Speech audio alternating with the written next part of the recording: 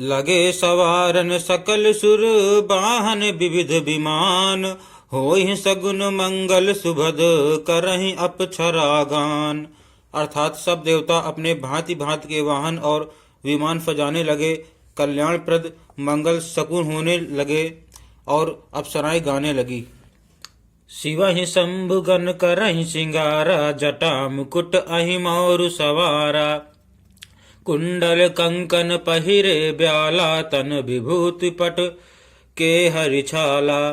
अर्थात शिव जी के गढ़ शिव जी का श्रृंगार करने लगे, जटाओं का मुकुट बनाकर उस पर सांपों का मोर सजाया गया। शिव जी ने सांपों के ही कुंडल और कंडल पहने, शरीर पर विभूति रमाई और वस्त्र की जगह बाधांबर लपेट लिया। शशि ललाट सुंदर शिर गंगा, नयन तीन उपबीत भुजंगा। गरल कंठ उर नर सिर माला, अशिव बेश शिव धाम कृपाला। अर्थात शिव जी के सुंदर मस्तक पर चंद्रमा, सिर पर गंगा जी, तीन नेत्र, सांपों का जनेऊ, गले में विष और छाती पर नर मुंडों की माला थी। इस प्रकार उनका वेश अशुभ होने पर भी वे कल्याण के धाम और कृपालु हैं। करि त्रिशूल अरु डमरु बिराजा, चले बसह चढ़ी बाजहि बाजा। देख शिवहि सुर त्रिय मुस्काहि, बर लायक दुलहिन जग नाही। अर्थात एक हाथ में त्रिशूल और दूसरे में डमरू सुशोभित है। शिव जी बैल पर चढ़कर चले, बाजे बज रहे हैं। शिव जी को देखकर देवांगनाएं मुस्कुरा रही हैं और कहती हैं कि इस वर के योग्य दुल्हन संसार में नहीं मिलेगी। विष्णु बिरंच आदि सुर भ्राता, चढ़ी चढ़ी वाहन चले बराता। सुर समाज सब भांति अनुपा, नहीं बरात दूल्ह अनुरूपा। अर्थात विष्णु और ब्रह्मा आदि देवताओं के समूह अपने अपने वाहनों सवारियों पर चढ़कर बारात चले। देवताओं का समाज सब प्रकार से अनुपम परम सुंदर था, पर दूल्हे के योग्य बारात न थी। विष्णु कहा अस बिहसी, तब बोली सकल दिशिराज।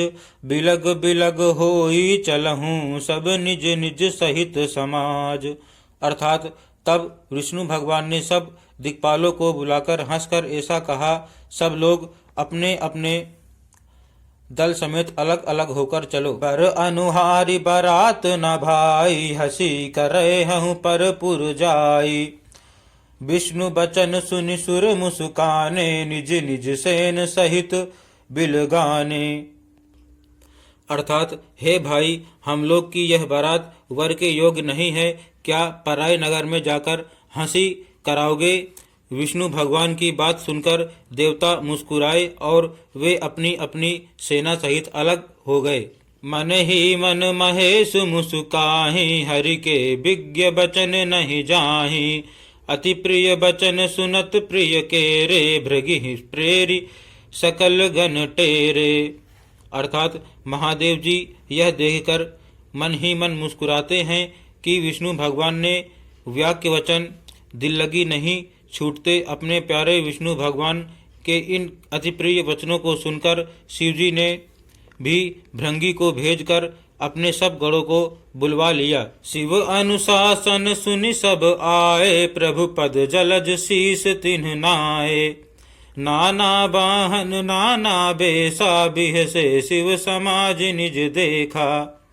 अर्थात शिव जी की आज्ञा सुनते ही सब चले आए और उन्होंने स्वामी के चरण कमलों में सिर नवाया।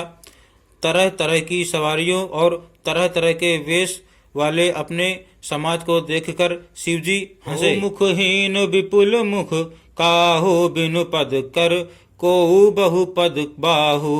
विपुल नयन कोउ नयन विहीना, रिष्ट पुष्ट कोउ अत तन खीना।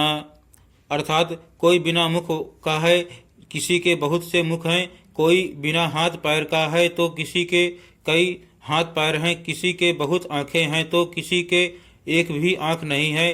कोई बहुत मोटा ताजा है तो कोई बहुत ही दुबला पतला है।